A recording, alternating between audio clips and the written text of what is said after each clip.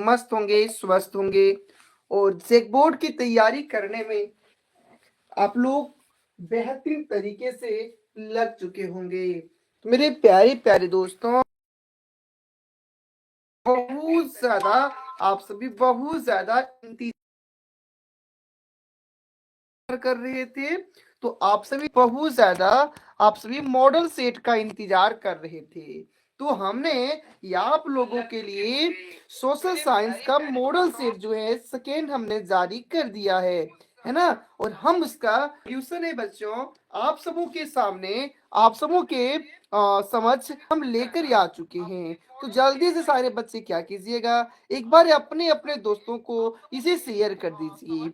अपने अपने दोस्तों को, अपने मित्रों को, अपने संगे संबंधियों को यहाँ पे बुला लीजिए। आज की क्लास में बच्चों हम लोग तहलका मचाने वाले हैं।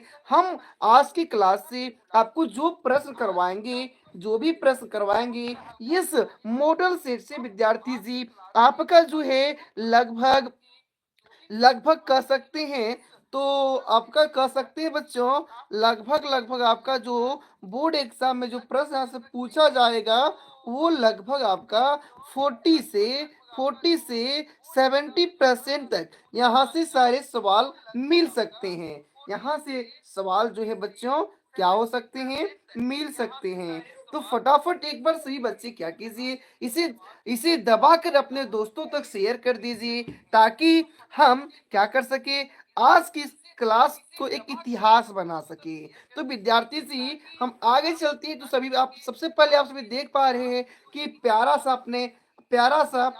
अपने चैनल का यहाँ पे नाम लिखा हुआ है ना। प्यारा सा अपने चैनल का नाम लिखा हुआ है, जेमा शारदे यूट्यूब चैनल। सारे बच्चों को पता होगा कि हम लोगों जो भी तैयारी कर रहे हैं बोर्ड एग्जाम को खास बनाने के लिए, बेहतर मार्क्स पाने के लिए, जेमा शारदे यूट्यूब चैनल के माध्यम से हम लोग क्या कर रहे हैं सर, तैयारी कर रहे हैं। बच्चों इसमें हम लोग मॉडल सेट 2 लेकर आए हैं। मॉडल सेट वन जैक के द्वारा जारी हुआ था ऑफिशियल। बच्चों उस हमारे जो जैक बोर्ड है उन्होंने मात्र मात्र एक सेट ही जारी किया, लेकिन हमने क्या किया, आप लोगों के बेहतर मार्क्स के लिए, एग्जाम में बेहतर जाने के लिए हमने उसका एक सेट और भी अपने तरफ से लेकर आया है, जो हु वहू हम कह सकते हैं सेम टू सेम जो है विद्यार्थी जी आपके ऑफिशियल मॉडल सेट का ही है। पूरे जिस प्रकार लेकर आए हैं, आगे चलते हैं। तो सबसे पहले आप देख पा रहे होंगे ये जो क्लास है कक्षा 10th के विद्यार्थियों के लिए है। सब्जेक्ट की बात करें तो सोशल साइंस है, जिसको हिंदी में विद्यार्थी जी बोलते हैं सामाजिक विज्ञान। बच्चों पूर्णांक जो है 80 मार्क्स का रहने वाला है, समय जो है 3 घंटे का मिलने वाला है। अब हम लोग देखते हैं कि यहाँ पे हम लोग कितने देर में इसे कंप्लीट कर पाते हैं।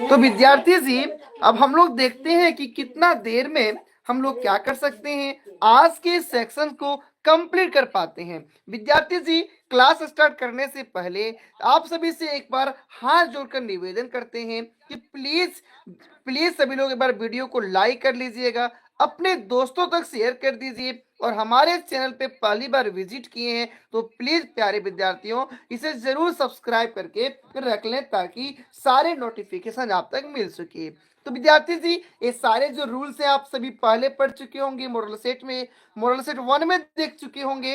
अब हम लोग चलते हैं प्रश्नों पे। तो सबसे पहले हम सबों के बीच में एक सुंदर सा प्यारा सा प्रश्न है, एक सुंदर सा प्यारा सा प्रश्न है।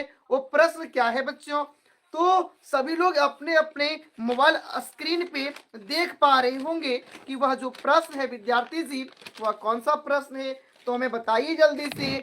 तो हम सभी का जो पहला प्रश्न है विद्यार्थी जी वह है रक्त और लोह नीति का रक्त और लोह की नीति का अवलंबन किसने किया?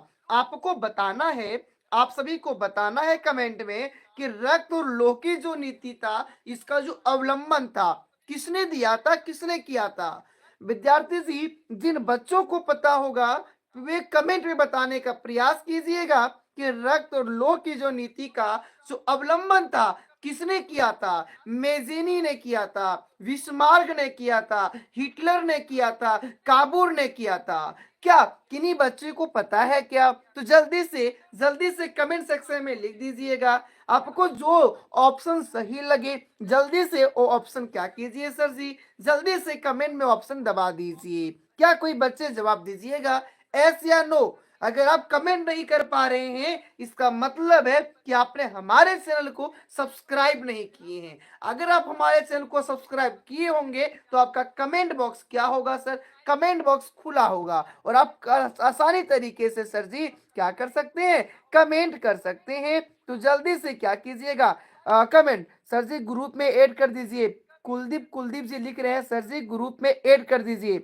गुड इवनिंग सर जी, गुड इवनिंग। ठीक है, आप अब आपको एक नंबर दे रहे हैं, उस नंबर पे आप संपर्क कर लीजिए और आपको व्हाट्सएप ग्रुप में जोड़ देंगे, है ना? देखिए, हमको मैसेज करके छोड़ दीजिएगा, अभी कॉल नहीं करना है, अभी कॉल नहीं करना है, सिर्फ मैसेज के छोड़िए। हम क्लास के बाद आपको ग्रुप में ऐड कर देंगे और वहां पे पीडीएफ भी दे देंगे, है ना? तो बच्चों, रक्त और लोह की जो नीति का अवलंबन किया था वे बिस्मार्क जी ने किए थे। किसने किए थे सर? बिस्मार्क जी ने किए थे, है ना? तो सही जवाब होगा ऑप्शन नंबर बी यानी बिस्मार्क। आगे चलते हैं, अगले चलते बच्चों। तो अगला प्रश्न है सामाजिक उपबंध नामक पुस्तक के लेखक कौन थे?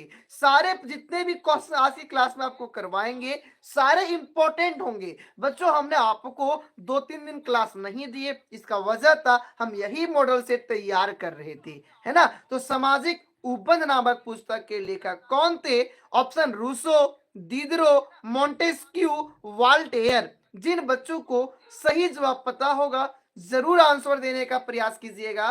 सामाजिक उपबंध नामक पुस्तक के लेखक कौन थे? Rousseau, Diderot, Montesquieu, Voltaire. तो सही जवाब बच्चों ऑप्शन नंबर ये हो जाएगा यानी रूसो। सामाजिक उपबंध नामक जो पुस्तक है इसके लेखक रूसो थे। आगे चलते हैं प्रश्न नंबर 13 की ओर। प्रश्न है असहयोग आंदोलन का प्रस्ताव कांग्रेस के किस अधिवेशन में पारित हुआ? संदन जी ऑप्शन नंबर ये लिख रहे हैं, बिल्कुल सही जवाब है, वेरी गुड बच्चों। चलिए स्टूडेंट जी, विद्यार्थी जी, प्रश्न है यह असहयोग आंदोलन का प्रस्ताव कांग्रेस के किस अधिवेशन में पारित हुआ? जल्दी से बताइए। ऑप्शन है दिसंबर 1922 सूरत अधिवेशन, दिसंबर 1920 नागपुर अधिवेशन, 10 जनवरी 1921 कोलकाता अधिवेशन, 1920 लाहौर अधिवेशन। तो इसका सही जवाब क्या होगा? इसका सर सही जवाब हो जाएगा, सर जी इसका सही जवाब हो जाएगा, क्या हो जाएगा हमें बता दीजिए। कहीं बच्चों को पता है तो जल्दी से कमेंट कीजिएगा विद्यार्थी जी। चलिए बता रहे हैं ऑप्शन नंबर 4 1920 लाहौर अधिवेशन। और किन्हीं बच्चों को पता है तो बताइए जल्दी से।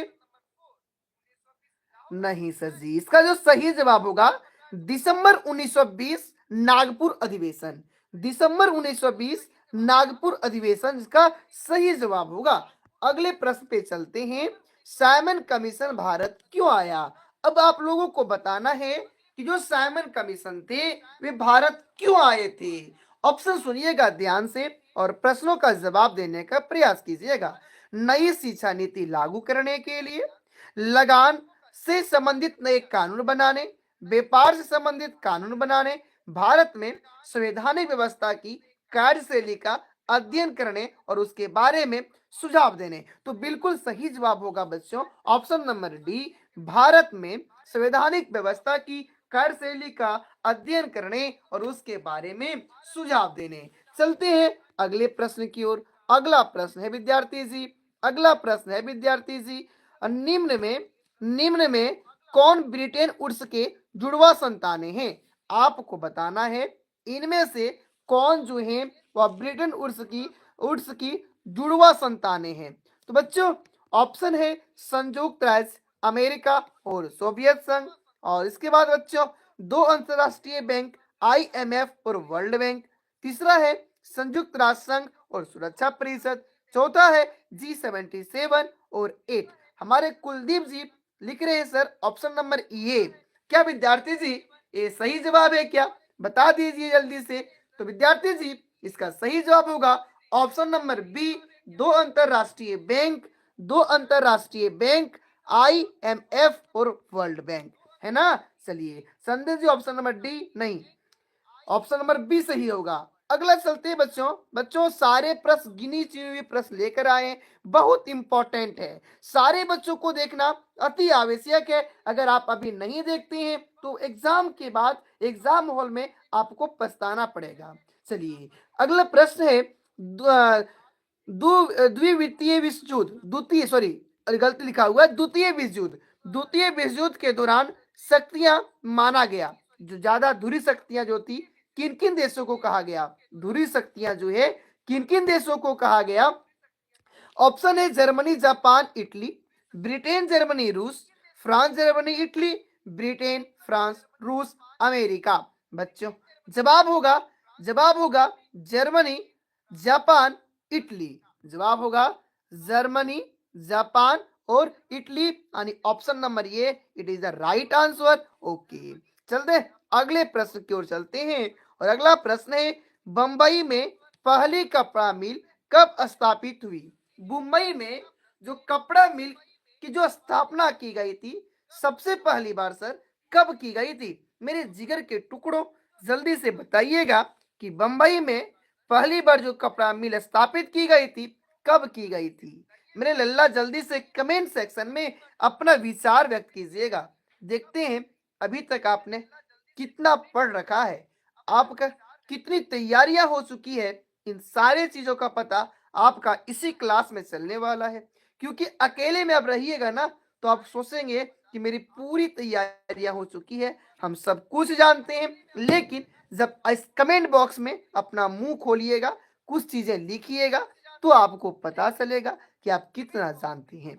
चलिए सर, तो हमने प्रश्न आपको दिया था कि बंबई में पहली कपड़ा मिल कब स्थापित हुई? 1716 ईस्वी में, 1854 ईस्वी में, 1955 ईस्वी में, 1756 ईस्वी में। चंदन जी लिख रहे हैं सर ऑप्शन नंबर बी। क्या सही जवाब है? सारे बच्चे बताइएगा। बिल्कुल सही जवाब है सर, 1854 में ही बंबई में जो है सबसे पहले कपड़ा मिल की स्थापना हुई थी। आगे चलते हैं प्रश्न नंबर 8 की ओर सर। प्रश्न निम्न में से किसने 1970 में पहली भारतीय जूट मिल स्थापित की? आपको बताना है कि निम्न में से किसने 1917 में कोलकाता में पहली बार भारतीय जूट मिल स्थापित किया? हमने देखा कि मुंबई में सबसे पहले कपड़ा जो मिल था लगा, वहीं अब आपको बताना है विद्यार्थी जी कि कोलकाता में जो जूट मिल सबसे पहले जो लगा था वह 1917 में लगा था। सर किसने लगाया था? जमशेदजी टाटा ने, सेठ हुकुम चंद्र ने, जीडी बिरला ने और द्वारकनाथ टैगोर ने। बताइए जल्दी से मेरे जिगर के टुकड़ों, जल्दी से सभी लोग अपना अपना विचार कमेंट बॉक्स में लिखिएगा। अगर आप कमेंट नहीं कर पा रहे हैं, इसका साफ मतलब निकलता है कि आपने अभी तक चैनल को सब्सक्राइब नहीं किया है। हमें पता है ना, हमें आप सभी के सहयोग की जरूरत है, मुझे आप सभी के सहयोग की जरूरत है। प्लीज सभी लोग जरूर मुझे सपोर्ट करें। एक बार वीडियो को दबाकर सभी लोग शेयर कर दें, लाइक कर दें, कमेंट करें, और अगर हमारे चैनल पे पहली बार विजिट किए हैं तो प्लीज सभी लोग क्या करें सर, जरूर चैनल को सब्सक्राइब करें। वास्तव में मुझे आप सभी के सपोर्ट की जरूरत है। तो बच्चों हमने क्या कहा कि निम्न में से किसने 1917 में कोलकाता में पहली भारतीय जूट मिल स्थापित की? तो इसका जो सही जवाब होगा हमारे चंदन जी ने ऑप्शन नंबर बी बता दिया है, तो ये यही सही जवाब है। यानी सर इसका याद रखने का एक शानदार ट्रिक है कि भारतीय जूट हुड़गुम चंद्र ने स्थापित किया था। हुड़गुम चंद्र ने यानी हुकुम चंद्र ने, ठीक है। चलिए अगले प्रश्न की ओर चलते हैं। तो भारत में पहला प्रिंटिंग प्रेस किन लोगों के द्वारा लाया गया? आपको बताना है कि भारत में जो पहला प्रिंटिंग प्रेस लाया गया था किन लोगों के द्वारा लाया गया था? तो सर इसका सही जवाब हो जाएगा पुर्तगालियों के द्वारा। किसके द्वारा सर? पुर्तगालियों के द्वारा। पुर्तगालियों के द्वारा। अगला है निम्न में से गुलामगिरी। निम्न में से गुलामगिरी के लेखक कौन है? आपको बताना है कि जो गुलामगिरी जो है, गुलामगिरी के लेखक कौन है? जल्दी से कमेंट कीजिएगा। अब हम ज्यादा टाइम नहीं देंगे क्योंकि हम लोगों को टोटल 52 क्वेश्चंस करने हैं, इसलिए ज्यादा हम बकवास नहीं करेंगे, सीधे प्रश्नों पर चर्चा करेंगे। जल्दी से सभी लोग जवाब देते चलिएगा।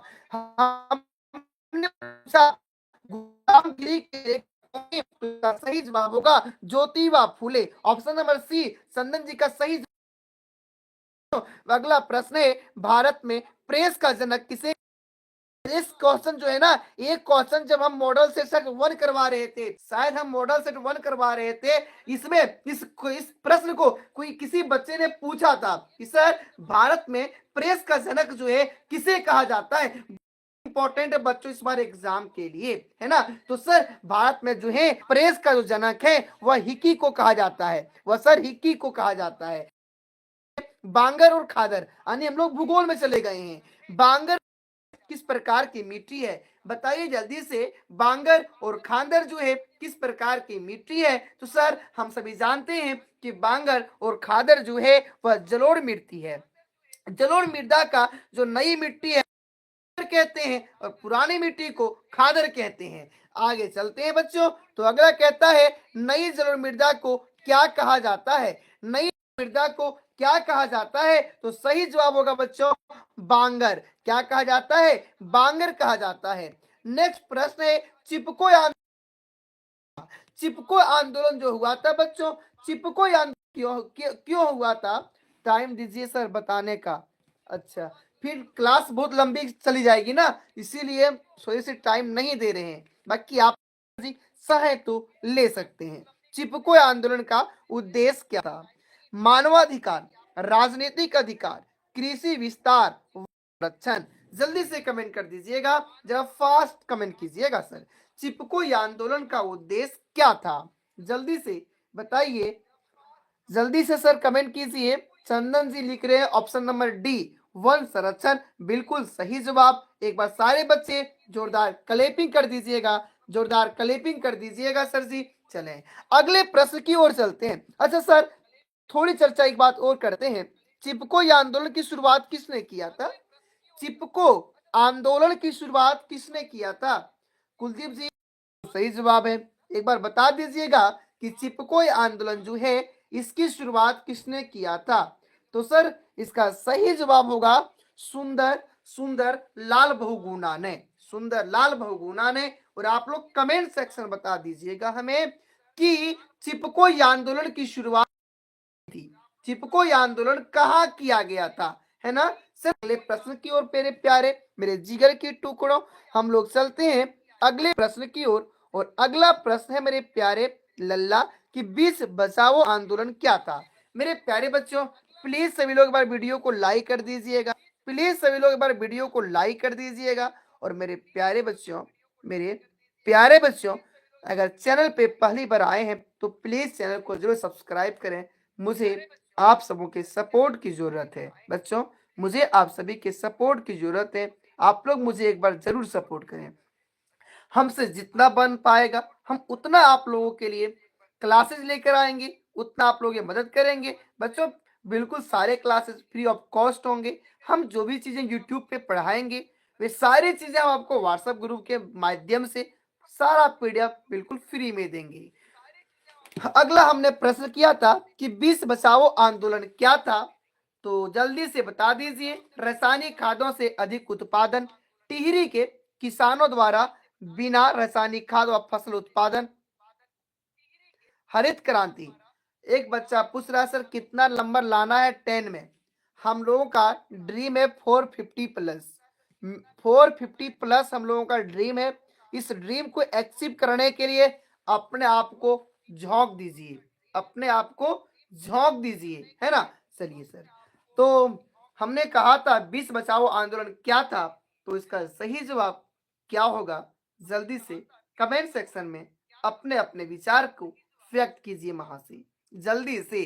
तो सर 20 बचाओ आंदोलन जो है टिहरी के किसानों द्वारा बिना रासायनिक खाद व फसलों के उत्पादन था, ठीक है ना, वही आंदोलन था। यानी कह रहे थे कि हम लोग जो फसल उगाएंगे उसमें रासायनिक खाद का प्रयोग नहीं करेंगे। चलिए सर आगे चलते हैं और अगले प्रश्न की ओर बढ़ते हैं। बहुत ही प्यारा सा प्रश्न मिलता है मेरे लल्ला, बहुत ही प्यारा सा प्रश्न मिलता है। प्यारे बच्चों प्लीज सभी लोग वीडियो को एक बार लाइक कर दीजिएगा, कमेंट कीजिएगा।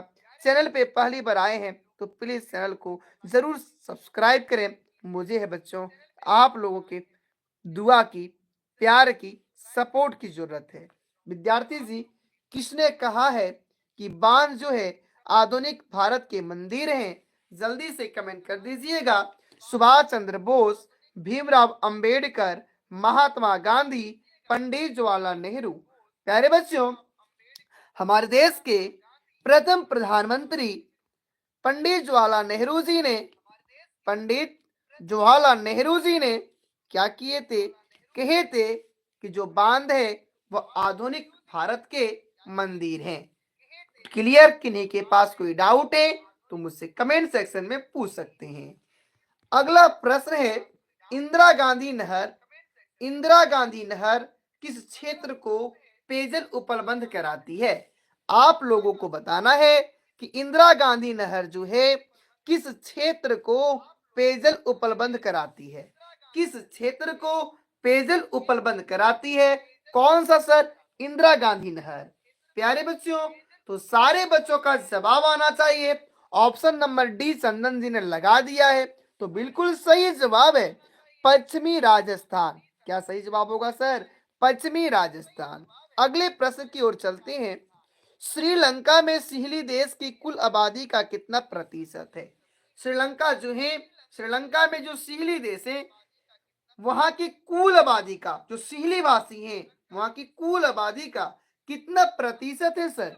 जल्दी से कमेंट सेक्शन में जल्दी से कीबोर्ड दबा दीजिएगा गुरुजी, जल्दी से गुरुजी महोदय जल्दी से बता दीजिएगा इसका सही जवाब क्या होगा।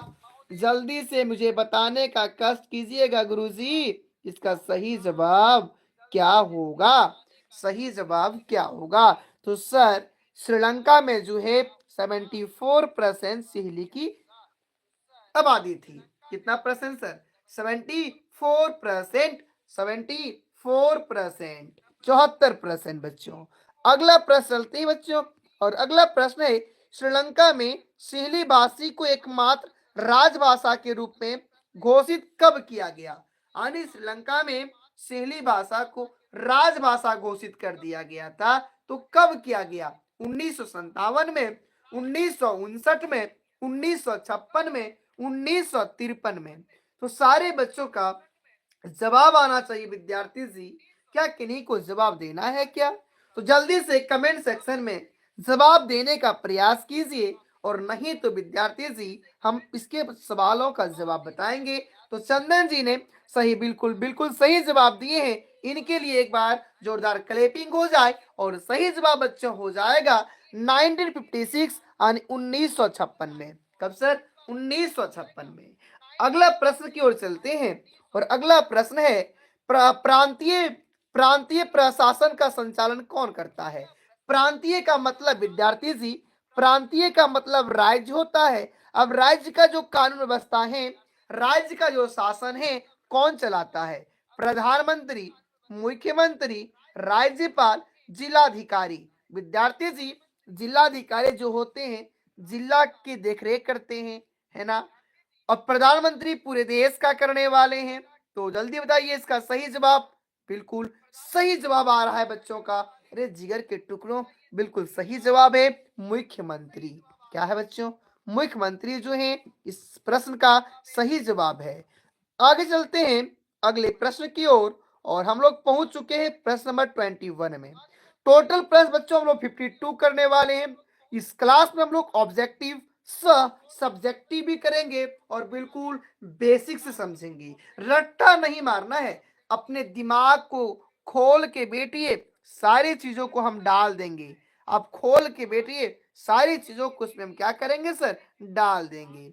अगला प्रश्न है संघ सूची, राय सूची, समवर्ती सूची, है ना।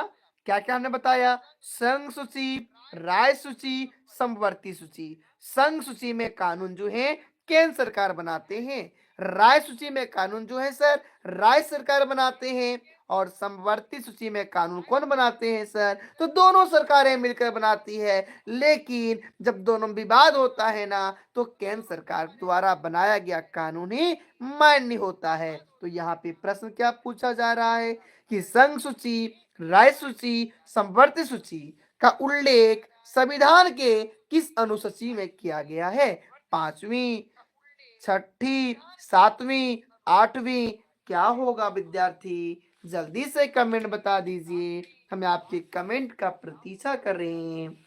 सारे बच्चे एक बार कमेंट कीजिएगा, जो बच्चे कमेंट नहीं कर पा रहे हैं वे हमारा जो मेहनत का फल चुरा रहे हैं, है ना, धोखेबाज निकल रहे हैं। बच्चा आप लोग को धोखेबाज नहीं निकलना है, चैनल को सब्सक्राइब करना है, कमेंट भी करना है ना। तो बच्चों इसका सही जवाब होगा ऑप्शन नंबर सी, यानी सातवीं अनुसूची में रखा गया है। किस अनुसूची में सर, सातवीं अनुसूची में रखा गया है। अगले प्रश्न की ओर चलते हैं।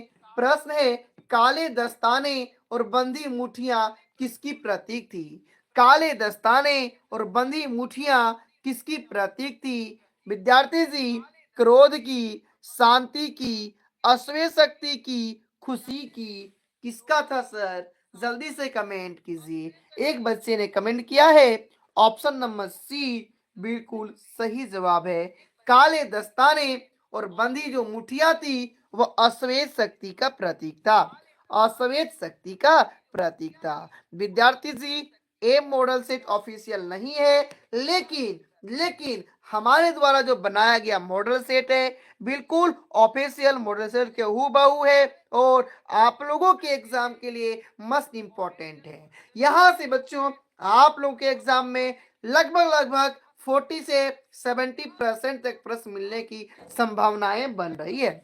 अगला प्रश्न है विद्यार्थी जी, अश्वेत लोगों के आत्मगौरव का प्रतीक क्या है, अश्वेत जो लोग हैं उनके आत्मगौरव का क्या प्रतीक है, गले में काला मफलर, गले में काला मफलर और काले दस्ताने, मोती की माला, बंधी हुई मुठियां, आपको बताना है विद्यार्थी जी जो अश्वेत लोग हैं उनके आत्मगौरव का क्या प्रतीक है। जल्दी से कमेंट सेक्शन में आप सभी अपना अपना जवाब दीजिएगा। हमें ना इस यहाँ पे जितने बच्चे जुड़े हैं सारे कामचोर नजर आ रहे हैं, सिर्फ एक बच्चे का जवाब आ रहा है, बाकी सारे जो हैं कामचोर हैं। ऐसे नहीं चलने वाला है काम, कुछ पाने के लिए कुछ करना पड़ता है, बोलना पड़ता है ना, बोलिए, कम से कम मुंह खोलिए। बच्चों यह श्वेत लोगों का जो आत्मगौरव का प्रतीक था क्या था, बता दीजिए जल्दी से। तो सर गले में काला मफलर, गले में काला मफलर क्या था, अश्वेत लोगों के आत्मगौरव का प्रतीक था, है ना। चलिए सर अगले प्रश्न की ओर चलते हैं, और प्रश्न है पंचायतों और सर व्हाट्सएप मैसेज किए हैं, ओके ठीक है सर, हम क्लास के बाद आपका व्हाट्सएप मैसेज देख लेंगे, क्योंकि अब अभी उसी से आपने जिस मोबाइल में मैसेज किए हम उसी से क्लास ले रहे हैं, इसलिए हम माफी चाहते हैं अभी आपका मैसेज नहीं देख पाएंगे, ठीक है। बाकी क्लास के बाद हम आपका मैसेज देखेंगे, आपके सारे डाउट को क्लियर भी करेंगे। चलिए बच्चों प्रश्न क्या है, पंचायतों और नगर पालिका में महिलाओं को प्रतिनिधित्व प्रदान करने के लिए कौन से कदम उठाए गए हैं, यानी पंचायत चुनाव देखे है ना, तो सुनते होंगे आपका जो मुखिया कभी मुखियान बनती है, मुखिया नहीं मुखियान होती है ना। कभी कभी देखते होंगे कि नगर पालिका कोई ओमेन होती है ना, लोग प्रदान करने के लिए कौन कौन से कदम उठाए गए हैं, जिगर के टुकड़ों, जल्दी से जवाब दीजिएगा। महिलाओं के लिए आधी सीटों पर चुनाव के लिए आरक्षण दिया जाता है। 1/3 महिला सदस्यों की नियुक्ति की जाती है। महिलाओं के लिए 1/3 सीटों पर चुनाव के लिए आरक्षण दिया जाता है। उपयुक्त में से कोई नहीं। जल्दी से हमें बता दीजिए इसका सही जवाब क्या होगा। मेरे प्यारे प्यारे बच्चों, मेरे लल्ला, मेरे जिगर के टुकड़ों, जल्दी से बताइए इसका सही जवाब क्या होगा। सर जी, इसका सही जवाब हो जाएगा महिलाओं के लिए 1/3 सीटों पर चुनाव के लिए आरक्षण। ऑप्शन नंबर ए नहीं, ऑप्शन नंबर सी सही होगा। अगला प्रश्न है, इनमें से कौन मामला पारिवारिक कार्य से संबंधित है। आपको बताना है कि यहाँ पर जो मामला दिए गए हैं इनमें कौन सा ऐसा मामला है जो हमारे पारिवारिक कार्य, हमारे परिवार के कार्यों से जुड़ा हुआ है। विवाह और तलाक, गोद लेना, उत्तराधिकारी, उपयुक्त सभी। तो सर जी हम बता दें इसका सही आंसर। हाँ सर बता दीजिए। तो सर, चाहे विवाह हो, चाहे तलाक हो, चाहे आपका विवाह हो जाए, चाहे आपको कोई लड़की तलाक दे दे, है ना, चाहे आपने किसी बच्चे को गोद लिया है, चाहे आप किसी का उत्तराधिकारी बने हैं ना, ये सारा का सारा मामला क्या होता है सर, पारिवारिक। जब तुर दोस्त कहता है कि तुर वाली छोड़ के चलने गलो, तब की कहते हैं बोलियो ना हमार पर्सनल मैटर है ना, यानी पारिवारिक है ना विद्यार्थी जी। तोरला छोड़ के गलो मतलब पारिवारिक है। चलिए, किसी को बताना नहीं चाहते हैं, यानी आपके परिवार का मैटर है। चलिए अगला प्रश्न है विद्यार्थी जी, निम्नलिखित में से किस देश को लोकतंत्र की तीसरी लहर वाला देश कहा जाता है। आपको बताना है कि लोकतंत्र की तीसरी लहर वाला देश किसे कहा जाता है। सारे बच्चे बड़े ध्यान से सुन रहे हैं हमको ना, हम इसका आंसर भी नहीं बताएंगे। जो बच्चा जानता है कमेंट बता देना, हम देखते हैं किसका आंसर सही होता है। चलिए तो बड़े ध्यान से सुन रहे हैं, बता दीजिए लोकतंत्र की तीसरी लहर वाला देश किसे कहा जाता है। Bharat, Nepal, Bolivia, England. चले सर अगले प्रश्न की ओर चलते हैं। बोलिविया में सोशलिस्ट पार्टी को सत्ता कब प्राप्त हुई। आपको बताना है कि बोलिविया में जो सोशलिस्ट पार्टी था उन्हें कब सत्ता मिलती है, उन्हें कब सत्ता मिलती है। क्या किन्हीं बच्चों को इसका जवाब पता है क्या। ऑप्शन 2006, 2007, 2008 और 2000 ईस्वी है। क्या किन्हीं बच्चे को पता है कि बोलिविया में सोशलिस्ट पार्टी को सत्ता कब मिली। तो सर हमें पता है 2007 में नहीं, 2007 में नहीं सर, 2006 में मिली थी। जिस समय आप लोगों का क्लास 10th में जो बोर्ड एग्जाम देने वाले हैं ना, लगभग सारे बच्चा का जो भी डेट ऑफ बर्थ होगा लगभग लगभग सबका 6, 7, 8, 9, 10 होगा, है ना, 6 के लगभग सारे का होगा। तो 6 जो है सर सोशलिस्ट पार्टी का सत्ता वहां प्राप्त हुई थी। अगला प्रश्न है विद्यार्थी जी, भारतीय जनता पार्टी दिन भर सुनते हैं बीजेपी, बीजेपी ने ए किया, बीजेपी ने ओ किया, दिन भर सुनते हैं बीजेपी बीजेपी बीजेपी, है ना। बीजेपी का फुल फॉर्म है भारतीय जनता पार्टी। तो इसका सर मुख्य उद्देश्य क्या है, हमें बता दीजिए। मुख्य उद्देश्य क्या है सर। क्रांतिकारी राष्ट्र बनाना, अरे नहीं। सांस्कृतिक राष्ट्रवाद, हमें नहीं पता। आर्थिक राष्ट्रवाद, हमें नहीं पता। या आंदोलनकारी राष्ट्रवाद, हमें नहीं पता। तो बताइए आपको पता है तब, हमको तो नहीं पता है कि बीजेपी यानी भारतीय जनता पार्टी का जो मुख्य प्रेरक सिद्धांत है बच्चों क्या है। एक बच्चे कर रहे हैं सर ऑप्शन नंबर बी। हाँ बिल्कुल सही जवाब है, शायद आपने हमारी बात से पकड़ लिए थे। सांस्कृतिक राष्ट्रवाद जो है बीजेपी का मुख्य उद्देश्य है। अगला प्रश्न है, आप बीजेपी का जुड़वा भाई का नाम भी सुनते होंगे, कांग्रेस कांग्रेस कांग्रेस। तो बताइए वहां से, बताइए कांग्रेस की स्थापना कब हुई थी। कांग्रेस की स्थापना कब हुई थी। 1880 में, 1885 में, 1890 में, 1906 में। जल्दी से बताइए वहां से, जल्दी से बता दीजिए। तो option number B it is the right answer. Option number B it is the right answer, यानी कि सर कांग्रेस की स्थापना 1885 में। ये तो बहुत खुशी की बात है सर, लेकिन सोचने वाली बात यहाँ ये आती है किसकी स्थापना किसने किया। आपके मॉडल सेट 1 में ये प्रश्न दिया था ना, मिला लीजिएगा एकदम हु बहु क्वेश्चन नंबर 29 में, 28 या 29 में आपका जो ऑफिशियल मॉडल सेट है वहां पे क्वेश्चन दिया गया है कि कांग्रेस की स्थापना किसने किया। चलिए, आप लोगों ने जो जरूर पढ़ लिए होंगे, आज कर लिए होंगे, तो हमें बता दीजिए कमेंट सेक्शन में कि कांग्रेस की स्थापना किसने किया। चले सर, आगे चलते हैं। तो अगला प्रश्न है, लोकतंत्र जनता का, जनता के लिए और जनता द्वारा शासन है, यह कथन किसका है। किसी व्यक्ति ने कहा था कि लोकतंत्र जो है जनता का, जनता के लिए और जनता द्वारा शासन है। तो सर ये कथन जो है किसका है। महात्मा गांधी का, अब्राहम लिंकन का, पंडित जवाहरलाल नेहरू का और मैडम लिंगदोह का। तो हमारे प्रिय जनता शासन है, एक कथन जो है ने दिए थे। किसने दिए थे सर। अब्राहम लिंकन ने दिए थे। प्यारे बच्चों, इस प्रकार हम लोगों ने आज की दूरी 30 किलोमीटर तक पूरी कर ली है। अब हम लोग शॉर्टकट रास्ता को 30 में 25 सही हुआ, वेरी गुड। 30 में 30 करने का विद्यार्थी जी, अगर आप ऑब्जेक्टिव में 30 में 30 करते हैं, अगर आप 30 में 28 मारते हैं, तो एग्जामिनर के दिल में बैठ जाएगा कि बच्चा जानता है। सब्जेक्टिव भी लिखा होगा, और अगर आप सब्जेक्टिव में थोड़ा सा मिस्टेक भी किया, थोड़ी सी इधर उधर करके भी लिखिएगा ना, तो आपको वहां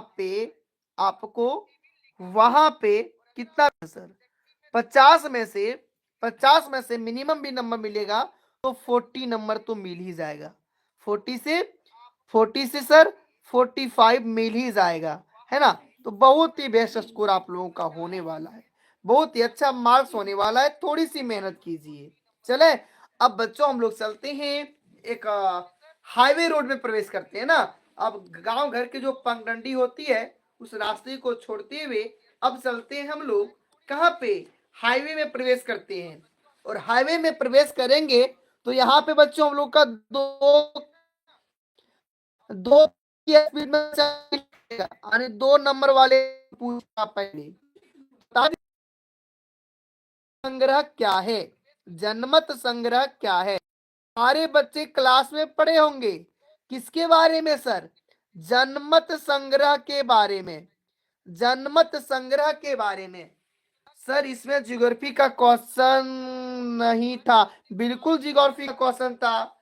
जरूर मिर्जा वाला क्वेश्चन कहाँ से था बताइए, ज्योग्राफी का नहीं था तो कहाँ से था। आपका जिस प्रकार सिलेबस ऑफिशियल मॉडल से जारी किया गया है, हु बहु हमने उसी का डुप्लीकेट किया है, सिर्फ हमने क्वेश्चन चेंज किया है। विद्यार्थी जी बताइए जनमत संग्रह क्या है, जल्दी से। जनमत संग्रह अगर हम देहाती भाषा में समझें तो रे बकलोल, घर में 2 भाई किसी काम को लेकर बैठते होंगे और पूछता होगा कि कौन सा का एक कोई काम बोलता होगा, तो ये काम करने से अच्छा रहेगा या नहीं। तो दोनों भाई उस पर अपना अपना विचार व्यक्त करते हैं। दोनों भाई अपना अपना विचार व्यक्त करते हैं, और उन्हीं विचार जो व्यक्त करता है ना सर, उन्हीं को जनमत संग्रह कहा गया है। अगर हम सटीक शब्दों में बात करें तो कहेंगे जनमत संग्रह एक प्रत्यक्ष मतदान है। जो जनमत संग्रह है एक प्रत्यक्ष मतदान है, जिसमें किसी क्षेत्र विशेष के सभी मतदाताओं को मतदान के द्वारा किसी एक विशेष प्रस्ताव को स्वीकार अथवा अस्वीकार करने के लिए कहा जाता है। क्या आप सभी को बातें समझ में आई, एस या नो जल्दी से बता दीजिए। हमने क्या कहा, किसी काम को करने या ना करने के बारे में विचार ली जाती है, उसी को जनमत संग्रह कहते हैं। क्या सभी बच्चों को बातें समझ में आ रही है। चले आगे चलते हैं अगले प्रश्न की ओर। और अगला प्रश्न है सर, बहिष्कार शब्द का क्या तात्पर्य है?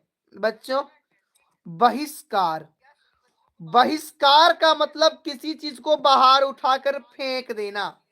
बहिष्कार का मतलब किसी चीजों को अपने घर से उठाकर बाहर फेंक देना क्या कहलाता है सर? बहिष्कार कहलाता है। लेकिन सर सटीक जवाब कैसे देंगे, ये जरा बता दीजिए।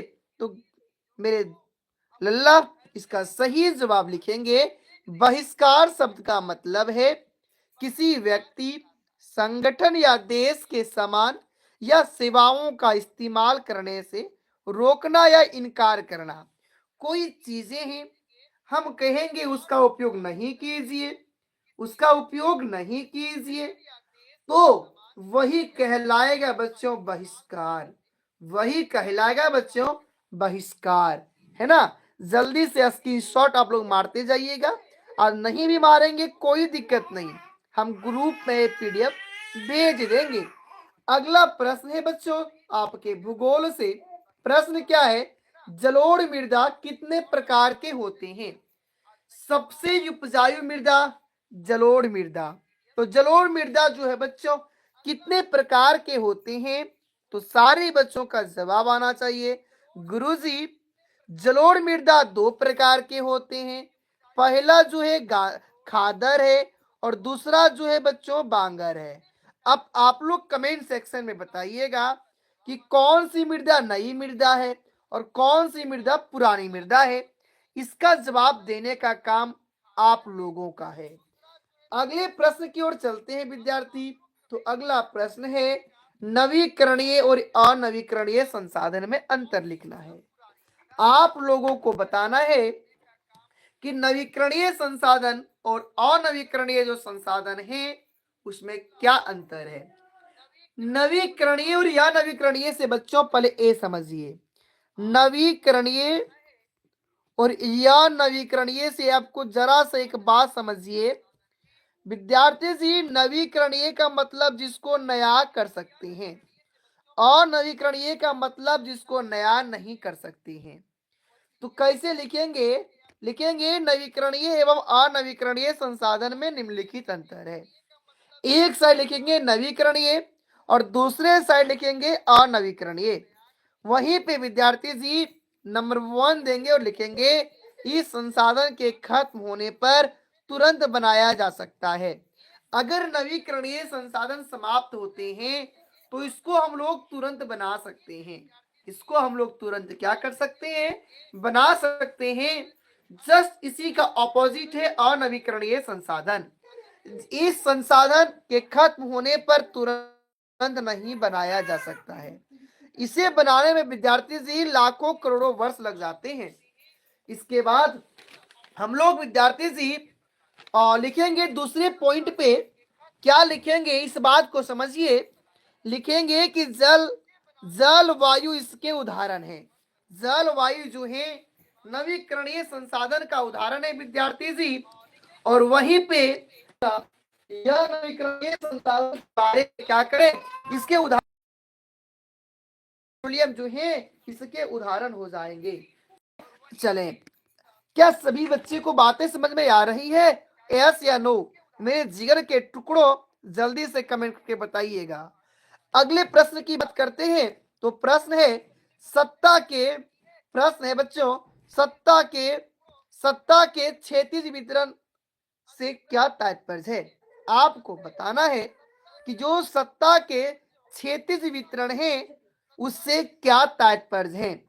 सत्ता के जो क्षैतिज वितरण है उससे क्या तात्पर्य है। क्या किन्हीं बच्चों को पता है? तो हमें जरा सा इंडिकेट कर दीजिएगा कि हाँ सर पता है, एक बार हाथ खड़ा कर दीजिएगा। किन्हीं बच्चों को पता है तो एक बार क्या कीजिएगा, हाथ खड़ा कर दीजिएगा कि गुरुजी मुझे पता है। सर जवाब लिखेंगे सत्ता के क्षैतिज वितरण से तात्पर्य है सरकार की शक्तियों को विधायिका, कार्यपालिका और न्यायपालिका में बांटना। विद्यार्थी जी जब हम लोग बुक लैंग्वेज पढ़ते हैं, किताबी भाषा पढ़ते हैं, तो वहां पे हिस्सा बांटना को कहा जाता है क्षैतिज वितरण। हम लोग अपने घरों में क्या करते हैं, हिस्सा बांटते हैं, तो वही जो हिस्सा बांटते हैं वही क्षैतिज वितरण है। अब बात है सत्ता का, तो सत्ता की हम लोग जवाब लिखेंगे, सत्ता के क्षैतिज वितरण से तात्पर्य है सरकार की शक्तियों को, सत्ता मतलब सरकार वहां करती है ना, तो सरकार की शक्तियों को विधायिका, कार्यपालिका और न्यायपालिका में बांटना है। प्यारे बच्चों, प्लीज एक बार सभी से रिक्वेस्ट है, प्लीज सभी लोग इस वीडियो को अपने मित्रों के पास, संगे संबंधियों के पास जरूर शेयर करें, अपने व्हाट्सएप में, अपने फेसबुक में, अपने टेलीग्राम में, अपने इंस्टाग्राम में, हर जगह एक बार इसे शेयर कर दें, अपने स्टेटस में, ग्रुप में शेयर करें। प्यारे बच्चों, प्लीज सभी लोग चैनल को सब्सक्राइब करें, क्योंकि मुझे आप सभी के प्यार, आप सभी की दुआ, आप सभी की सपोर्ट की जरूरत है। अगले प्रश्न विद्यार्थी जी, सार्वभौमिक वयस्क माताधिकार किसे कहते हैं? आप लोगों को बताना है कि जो सार्वभौमिक वयस्क माताधिकार हैं किसको कहते हैं। सर, भारत में जो है वोट देने का अधिकार जो है 18 साल के ऊपर वाले बच्चों का है। जिनका उम्र 18 वर्ष हो गया वे क्या कर सकते हैं सर? वे वोट डाल सकते हैं, वोट कर सकते हैं। वे क्या कर सकते हैं? वोट कर सकते हैं। तो इसी अधिकार को सार्वभौमिक वयस्क मताधिकार कहा गया है। इसी अधिकार को क्या कहा गया है? सार्वभौमिक वयस्क मताधिकार कहा गया है। गुरुजी, अगर ये प्रश्न एग्जाम में पूछ दिया जाए तो कैसे लिखेंगे? तो समझिए मेरे लल्ला, जवाब लिखिएगा, किसी राज्य में रहने वाले 18 वर्ष या उससे अधिक आयु के सभी लोगों को समान रूप से मत देने का अधिकार है। इसे सार्वभौमिक वयस्क मताधिकार कहते हैं। क्या किन्हीं के पास कोई समस्याएं हैं?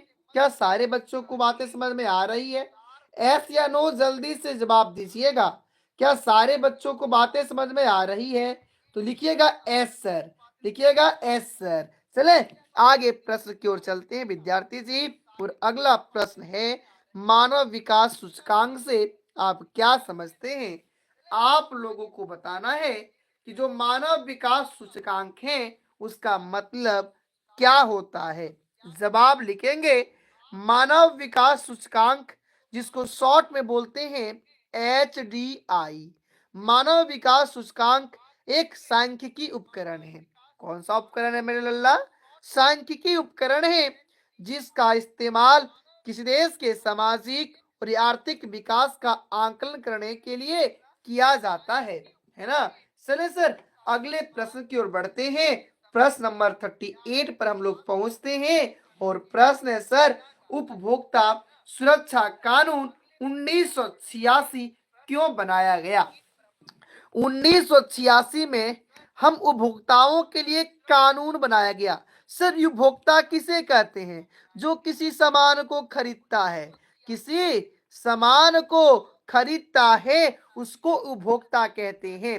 तो उपभोक्ताओं के लिए 1986 में कानून लाया गया, सुरक्षा, उपभोक्ता सुरक्षा कानून जिसका नाम था। तो सर क्यों लाया गया था? कोई भी नियम कानून तब बनता है जब ज्यादा अत्याचार, शोषण होता है। तो सही जवाब होगा उपभोक्ताओं को संरक्षण, उपभोक्ताओं को जागरूक करने एवं शोषण से मुक्ति दिलाने के लिए उपभोक्ता सुरक्षा कानून 1986 बनाया गया था। अगले प्रश्न की ओर चलते हैं। हम लोग वाले 3 प्रश्न को कंप्लीट किया, 2 अंक वाले 6 प्रश्न को कंप्लीट किया। अब हम लोग घुसते हैं शॉर्ट आंसर टाइप क्वेश्चंस पे, जहां पे बच्चों 3 अंक वाले 6 प्रश्न मिलेंगे, जहां पे आपको 3 अंक वाले 6 प्रश्न मिलेंगे। तो चलिए सारे प्रश्नों को देखते हैं, समझने का प्रयास करते हैं। अरे गलती नहीं, हमारे क्लास में आने के बाद रट्टा मारने की गलती नहीं करना है, न कान के नीचे लगेगा। सारी चीजों को समझ के लिखने का प्रयास करना है। तो मेरे प्यारे, मेरे लाडलो, है ना, जवाब कैसे कैसे लिखेंगे इसको समझते रहिए। क्वेश्चन है, कॉर्न लॉ को समाप्त करने के बारे में ब्रिटिश सरकार का फैसला के प्रभावों की व्याख्या कीजिए। आप लोगों को बताना है कि जो कॉर्न लॉ है, कॉर्न लॉ को समाप्त करने के बारे में जो क्या फैसला था, उनका क्या प्रभाव पड़ा। तो मेरे लल्ला जवाब लिखेंगे, कॉर्न लॉ को समाप्त करने के बारे में ब्रिटिश सरकार का फैसला के महत्वपूर्ण प्रभाव पड़े जो निम्न है। खाद्य सामग्री सस्ती हो गई। जब कॉर्न लॉ, मेरे प्यारे बच्चों, जब कॉर्न लॉ को समाप्त किया गया तो जितने भी खाने पीने की चीजें थी वह सस्ती हो गई, पहला। इसके बाद क्या हुआ, गरीब जनता को इससे खूब लाभ हुआ। दूसरा बच्चों, जब बाहर से खाद्य पदार्थ सस्ते दामों में इंग्लैंड आने लगे तो वहां के भूस्वामी क्या हो गए, बर्बाद हो गए। तीसरा, खेती करने वाले बहुत से किसान क्या हो गए सर, बेरोजगार हो गए। ऐसी बहुत से ग्रामीण लोग नौकरी की तलाश में शहरों की ओर भागने लगे, जिससे शहरों की हालत भी क्या हो गई सर, खराब हो गई। अगले प्रश्न की ओर चलते हैं मेरे लल्ला, और प्रश्न है, मार्टिन लूथर कैसे मुद्रण के पक्ष में था और उसने उसकी खुलेआम प्रशंसा की, व्याख्या कीजिए। विद्यार्थी जी, सारे के सारे प्रश्न आप लोगों के बोर्ड एग्जाम के लिए बहुत ही इंपॉर्टेंट है। सारे बच्चों को इस सारे प्रश्नों को जानना बहुत ही जरूरी है। सारे बच्चे इन सारे प्रश्नों को याद कर लीजिएगा ताकि बोर्ड एग्जाम के बाद आपको पछताना ना पड़े। यहीं से वहां प्रश्न छपने वाला है। बच्चों जवाब लिखेंगे, मार्टिन लूथर निम्न प्रकार से मुद्रण के पक्ष में था। पहला लिखेंगे, मार्टिन लूथर जर्मनी का एक महान धर्म सुधारक था। उसने रोमन कैथोलिक चर्च की कुरीतियों का विरोध किया तथा रिफॉर्मेशन आंदोलन की शुरुआत की। उसी प्रकार दूसरे पॉइंट को लिखेंगे, मुद्रण के माध्यम से उसके द्वारा कैथोलिक चर्च की आलोचना कर लिखी गई 95 स्थापनाएं अधिक से अधिक लोगों तक पहुंची। कितने स्थापनाएं सर, 95 स्थापनाएं। प्यारे बच्चों, एक मिशन देते हैं, अगर आप लोग आज के लाइव सेक्शन को कल तक कितना, ज्यादा नहीं, 1K अगर व्यू दिलाते हैं, कितना, 1K व्यू दिलाते हैं और 1K सब्सक्राइब को अगर कंप्लीट करते हैं तो कल फिर मैं आप लोगों को इसी प्रकार सॉरी इसी प्रकार आप लोगों को इंग्लिश का मॉडल सेट करवाएंगे। ठीक इसी प्रकार आप लोगों को हिंदी का मॉडल सेट करवाएंगे। ठीक इसी प्रकार आप लोगों को साइंस का मॉडल सेट करवाएंगे। अब आप लोगों का क्या मर्जी है, क्या आप लोग 1K कल तक कंप्लीट करते हैं, 1K view and 1K subscriber, क्या आप लोग कल तक कंप्लीट करने की जिम्मेदारी लेते हैं? बिल्कुल इजी है। आप लोग थोड़ा सा अपनी आंखें खोलिएगा ना तो ये सारी चीजें आसान हो जाएगी। थोड़ा सा दबा कर अपने मित्रों के पास शेयर कर दीजिए, अपने मित्रों से थोड़ा सा सब्सक्राइब करवा लीजिए। ज्यादा दूर नहीं है, लगभग 75 था, है ना, 75 सब्सक्राइबर है तो आपको 525 सब्सक्राइबर देना होगा, मात्र 25 सब्सक्राइबर। व्यू आप प्रयास कीजिए, होता है फिर भी ठीक है, नहीं होता है फिर भी ठीक है, ये हम आपके लिए माफ कर देंगे। जो व्यू है हम आप लोगों के लिए माफ कर देंगे, लेकिन 1K जो सब्सक्राइबर है आप लोगों को कल तक दे देना होगा, प्लीज दे देना होगा। चाहे आप लोग हमारे प्यार की वजह दीजिए, चाहे हमारे डांट को सुन कर दीजिए, चाहे आप अपने फायदा के दीजिए, लेकिन जैसा वो हो आप लोग को कल तक हमें 1K सब्सक्राइबर कंप्लीट करवा दीजिएगा। दबा कर शेयर कर दीजिए, अभी से शेयर करना शुरू कीजिए और अपना प्यार, अपना दुआ, अपना अपना दिल जो है ना थोड़ा सा अपने गुरु जी के लिए चिपका दीजिए ना। एक बार 25 सब्सक्राइबर लाके आप लोग रिकॉर्ड बना के 1K कंप्लीट कर दीजिए। हमें उम्मीद है कि आप लोग मेरी बातों को सुनिएगा और जरूर कीजिएगा। तो बच्चों चले अब हम लोग चलते हैं अगले प्रश्न की ओर। और अगला प्रश्न है कि हिमालय अब क्या है, यह संकट में क्यों है। आप लोगों को बताना है कि जो हिमालय अब है क्या है और यह संकट में बच्चों क्यों है, और यह संकट में बच्चों क्यों है, आप लोगों को इसका जवाब जल्दी से बताना है। तो गुरुजी जवाब लिखेंगे हम लोग, हिमालय अब, एक सेकंड बच्चों थोड़ी सी वेट कीजिएगा एक बार।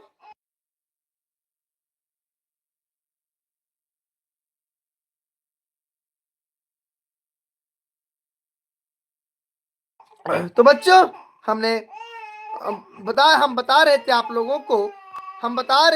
लोगों को कि हिमालय अब क्या है या संकट में क्यों है। तो जवाब लिखेंगे हिमालय अब चीड़ की प्रकार का सदाबहार वृक्ष। थोड़ी सी वेट कीजिएगा।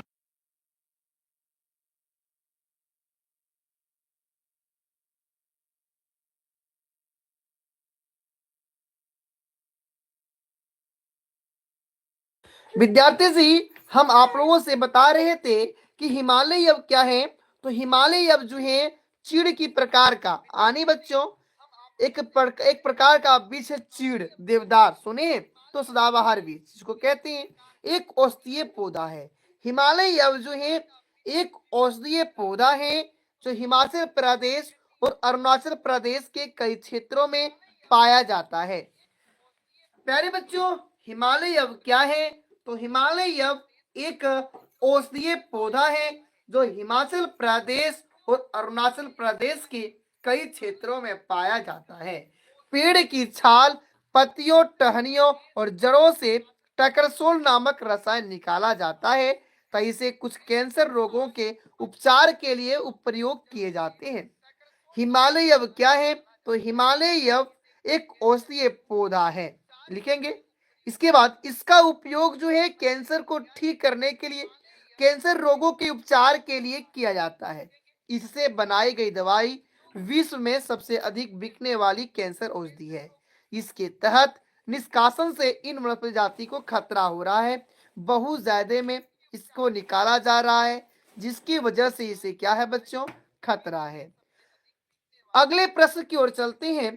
प्रश्न है कि भारत के उत्तर पूर्वी राज्यों में कर्तन तथा दहन प्रणाली कृषि को क्या कहा जाता है। जवाब लिखेंगे कर्तन तथा दहन प्रणाली के स्थानीय नाम क्या क्या है।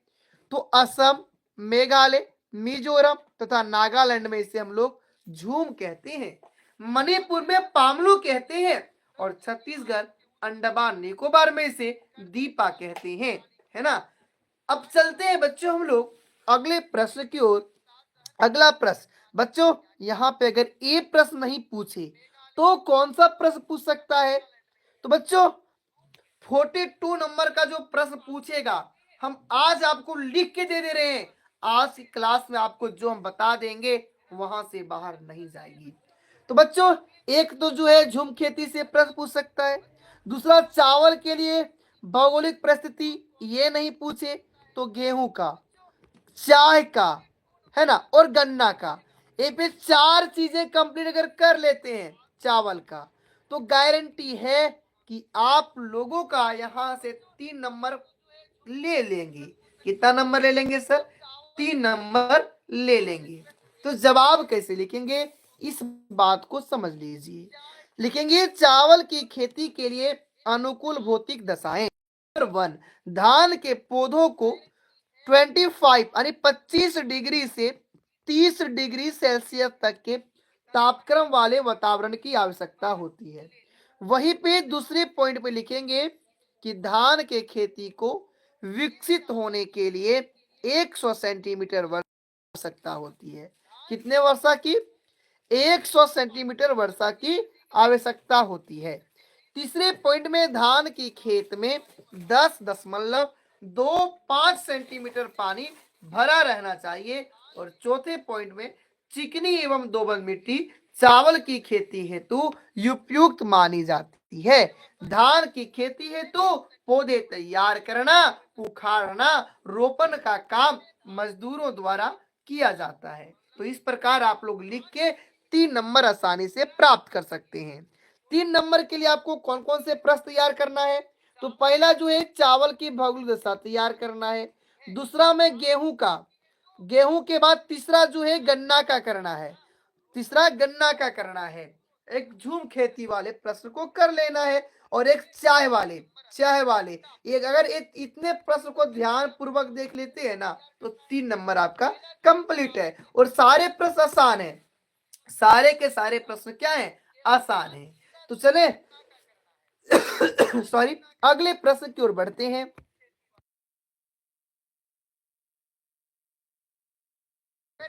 चलिए अगले प्रश्न की ओर चलते हैं बच्चों। और अगले प्रश्न जो है हम लोगों का सत्ता यानी सत्ता की साझेदारी क्या है, चैप्टर 1 से पूछ रहा है ना। और इसके क्या क्या लाभ हैं। सत्ता की साझेदारी किताबी भाषा में सत्ता की साझेदारी और देहाती भाषा में हिस्सा बांटना। तो कहा सत्ता मतलब सरकार नहीं बटेगा, गांव घर में तो नहीं बटेगा, तो कैसे लिखेंगे। सत्ता की साझेदारी एक ऐसी व्यवस्था है जिसमें समाज के प्रत्येक समूह और समुदाय की भागीदारी होती है, चाहे वह किसी समूह से हो किसी समुदाय से हो। आज इस साझेदारी में समाज के किसी भी व्यक्ति के साथ भेदभावपूर्ण व्यवहार नहीं किया जाता। अब जो है सत्ता की क्या लाभ है, सत्ता के जो साझेदारी है इससे क्या क्या लाभ होते हैं। तो पहला जो लाभ है, सत्ता की साझेदारी लोकतंत्र का मूल। सत्ता की जो साझेदारी है वह लोकतंत्र का मूल मंत्र है। इसके बिना लोकतंत्र की कल्पना नहीं की जा सकती।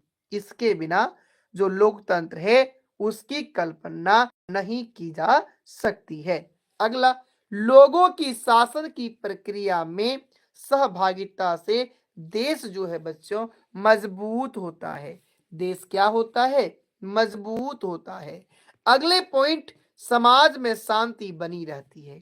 समाज में क्या होती है, शांति बनी रहती है, क्योंकि समाज के विभिन्न समूह के बीच टकराव नहीं होता, जिससे राष्ट्रीय एकता की भावना का मार्ग जो है प्रशस्त रहते हैं।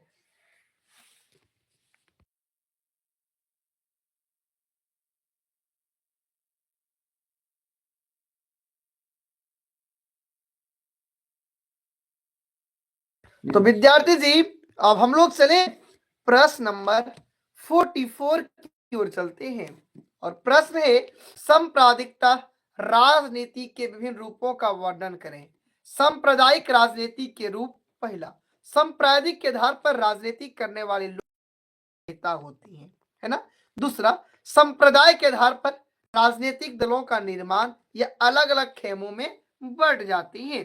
राजनीतिक लाभ के लिए सांप्रदायिक हिंसा या टकराव उत्पन्न होना, सांप्रदायिक दिशा में राजनीति को आगे बढ़ाना, धार्मिक आधार पर मतों का ध्रुवीकरण। तो आगे चलती हैं। क्या सारे बच्चों को बातें समझ में आ रही है, एस या नो? जल्दी से हमें कमेंट सेक्शन में बताने का प्रयास कीजिएगा, है ना। जल्दी से आप लोग कमेंट सेक्शन में सारे बातों को बताने का प्रयास कीजिएगा। तो चले विद्यार्थी जी हम लोग चलते हैं और धीरे धीरे बस वही जोश से वही जुनून से हम लोग आगे की ओर बढ़ते हैं, है ना। हम लोग किधर बढ़ते हैं सर, आगे की ओर बढ़ते हैं। बस वही जोश वही जुनून जो है आप सभी बनाए रखिएगा, है ना। चले तो चलते सर जी, और लोग बस वही जोश वही जुनून के साथ अपने बातें को जारी रखते हैं। अगला प्रश्न है, लोकतांत्रिक शासन व्यवस्था दलों की जरूरत क्यों होती है। जो लोकतंत्र है इसमें जो अलग अलग राजनीतिक दल है इसकी क्यों जरूरत। सर राजनीतिक दल के कुछ नाम बता दीजिए, राजनीतिक दल के कुछ नाम बता दीजिए सर। राजनीतिक दल के जो नाम है, सबसे ट्रेंडिंग नाम बीजेपी, इसके बाद सर कांग्रेस, कांग्रेस, इसके बाद सर जे एल के एम, जे एल के एम जयराम महतो का है ना। फिर सर आजसू है जिन्हें राजनीतिक दल कहा जाता है। तो आपको बताना है कि जो लोकतांत्रिक शासन व्यवस्था है इनमें तमाम जो पार्टियां हैं इनकी क्या जरूरत है। एक ही पार्टियां रहती वही शासन करता तो क्या अच्छी बात होती, अरे नहीं। अगर एक होता है ना तो घमंड बढ़ जाता है, इसलिए तमाम पार्टियां होना बहुत ही जरूरी है। तो लिखेंगे लोकतांत्रिक शासन व्यवस्था में राजनीतिक दलों की जरूरत निम्नलिखित कारणों से होती है। पहला, देश के लिए कानून बनाने में, जनता का प्रतिनिधित्व करने में, सरकार बनाने और चलाने में, विपक्ष की भूमिका निभाने में और विभिन्न मुद्दों पर जनता की राय लेती हैं, है ना। अगला प्रश्न विद्यार्थी जी, विश्व व्यापार संगठन के दो उद्देश्य लिखें। तो विश्व व्यापार संगठन के दो उद्देश्य निम्नलिखित हैं। पहला, अंतरराष्ट्रीय व्यापार का और ज्यादा कुशल और प्रभावपूर्ण बनाना। दूसरा, अविकसित देशों को सशक्त बनाना ताकि वे वैश्विक व्यापार से फायदा उठा सके।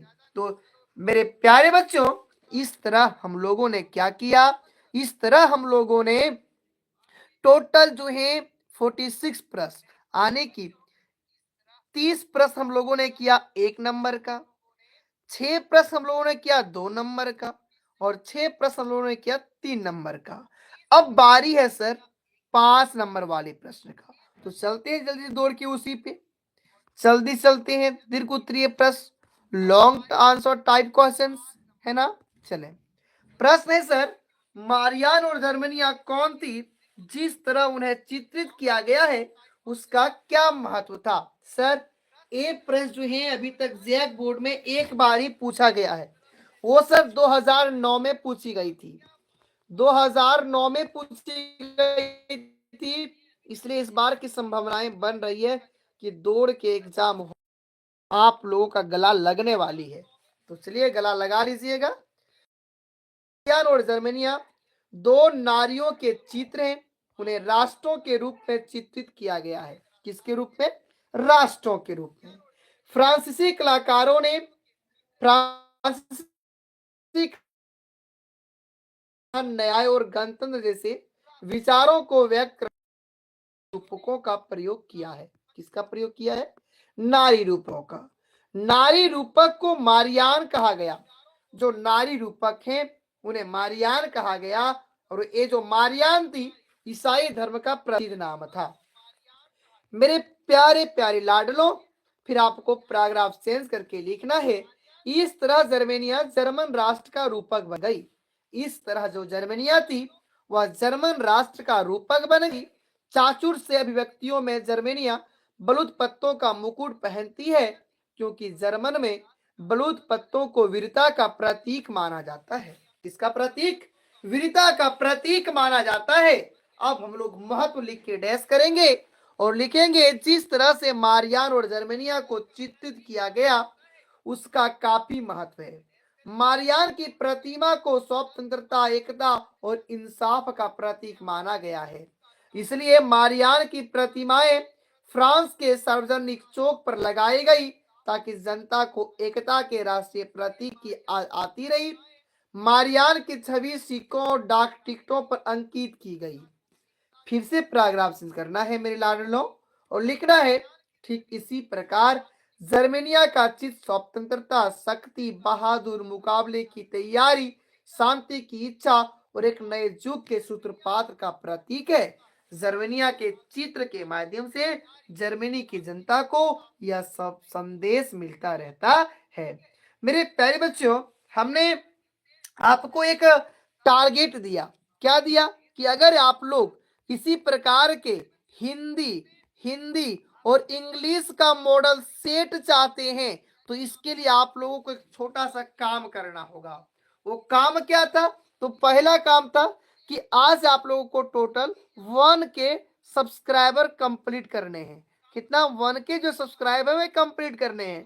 1K सब्सक्राइब कंप्लीट करने के लिए मात्र आप लोगों को 25 दोस्तों को इस चैनल से को सब्सक्राइब करवाना है, पहला टारगेट।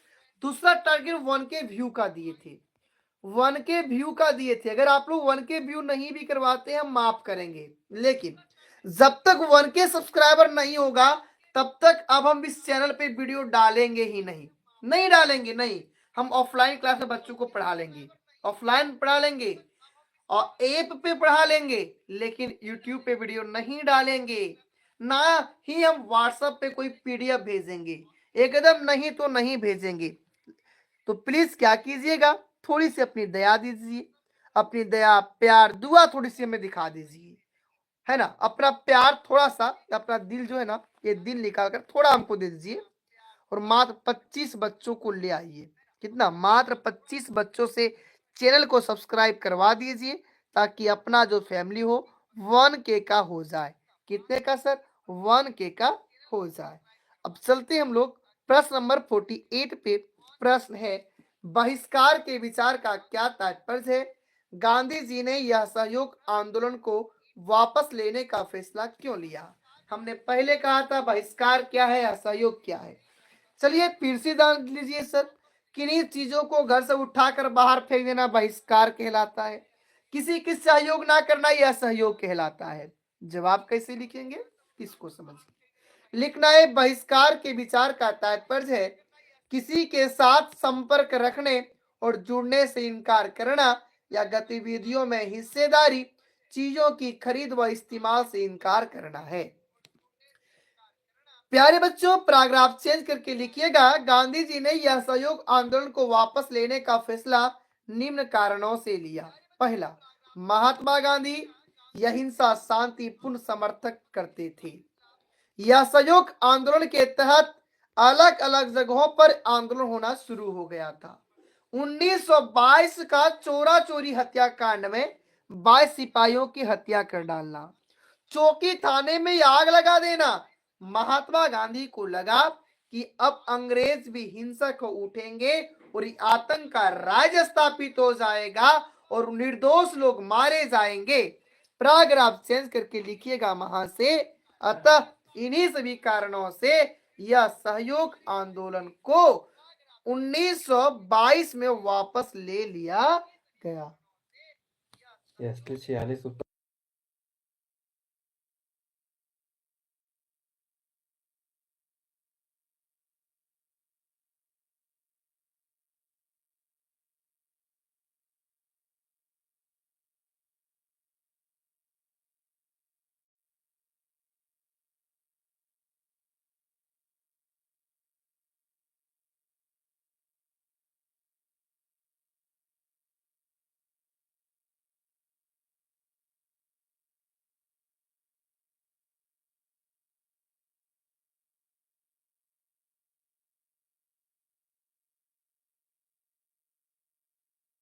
यस 24 में। हाँ तो बच्चों, अतः इन सभी कारणों से असहयोग आंदोलन जो था 1922 में ले लिया। काल के बाद जगह नाम ही ले लो। ठीक, अब चल कितना टल है, कर लो 447 रुपए। ठीक, तो अब चलते हम लोग प्रश्न नंबर 49 की ओर। प्रश्न है जल संसाधनों का संरक्षण एवं प्रबंधन क्यों आवश्यक है, इसके कार्यान्वयन हेतु क्या करना होगा।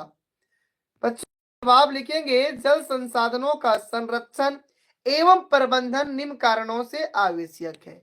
पहला, यानी जल क्यों बचाना जरूरी है, जल जो है क्यों बचाना जरूरी है। तो जवाब लिखेंगे हम लोग, धरती पर जीवन के लिए जल अति आवश्यक है। धरती पर जीवन के लिए जो जल है वह क्या है सर, अति आवश्यक है, अति आवश्यक है। ऐसा विश्वास किया जाता है कि पहला प्राणी धरती पर आने से पहले जल में इनका जन्म हुआ है ना। ये सब विश्वास किया जाता है कि इस पृथ्वी पर जो पहला जीव जो आया था उनका जन्म जो है जल में ही हुआ था। वास्तव में जल जीवन है, इसलिए इनका संरक्षण एवं प्रबंधन आवश्यक है। फिर हम लोग दूसरे पॉइंट को लिखेंगे, कृषि हेतु भी जल की आवश्यकता पड़ती है क्योंकि जल खनिजों तथा अन्य तत्वों की भूमिका में मिश्रित करता है। भारत एक कृषि प्रधान देश है, इसलिए जल की उपलब्धता बनी रहे, इस हेतु इसका संरक्षण एवं प्रबंधन बहुत जरूरी है। तीसरे पॉइंट लिखेंगे, उद्योगों हेतु भी जल की भारी आवश्यकता पड़ती है। चौथा पॉइंट लिखेंगे बच्चों, चौथा पॉइंट लिखेंगे, जल पीने योग्य पूरी पृथ्वी पर 2% वैज्ञानिकों द्वारा मानी गई है। मनुष्य की बढ़ती जनसंख्या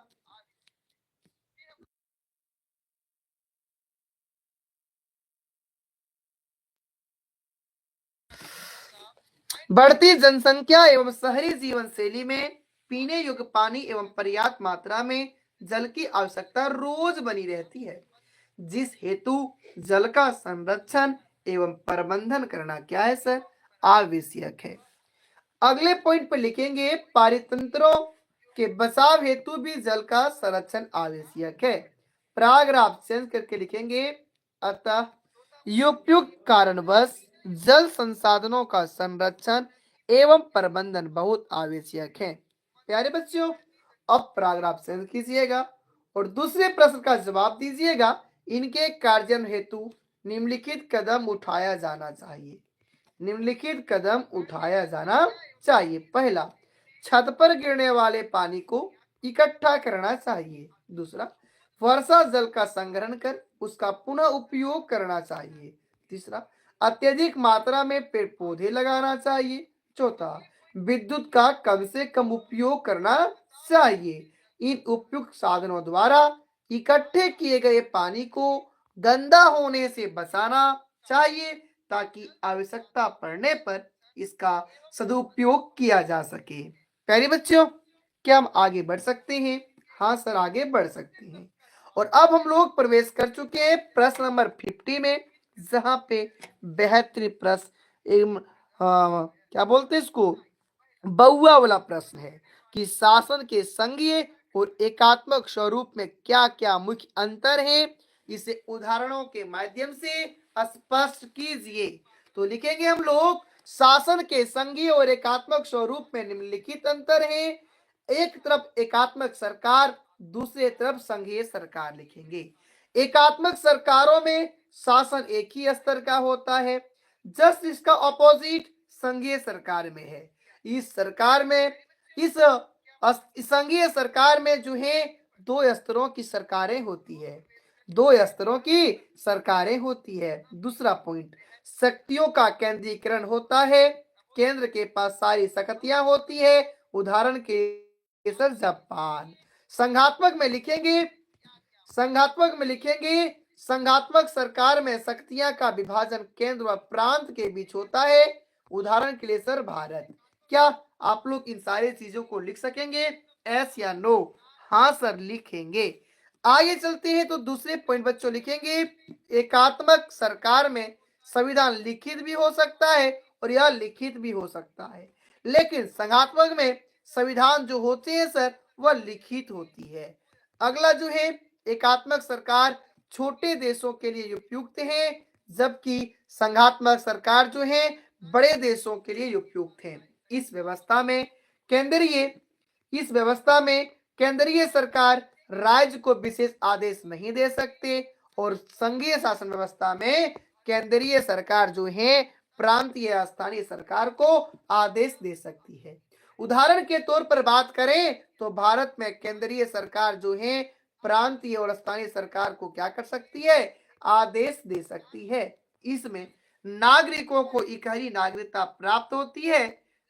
उदाहरण के लिए सर इंग्लैंड, और इसमें जो है नागरिकों को दोहरी नागरिकता प्राप्त होती है। उदाहरण के लिए सर अमेरिका।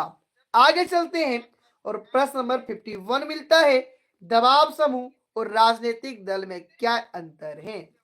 जवाब लिखेंगे, दबाव समूह और राजनीतिक दल में निम्नलिखित अंतर है। एक तरफ लिखेंगे राजनीतिक दल, दूसरी तरफ लिखेंगे और दबाव समूह। बच्चों लिखेंगे, राजनीतिक दल में अनेक नेता होते हैं, दबाव समूह का नेतृत्व केवल एक नेता द्वारा होता है। दूसरा पॉइंट, राजनीतिक दलों में कुछ चुने हुए लोग ही होते हैं और दबाव समूह में पूरा वर्ग शामिल होता है। राजनीतिक दल सत्ता में प्रत्यक्ष भूमिका निभाते हैं और सत्ता पर उनका नियंत्रण होता है।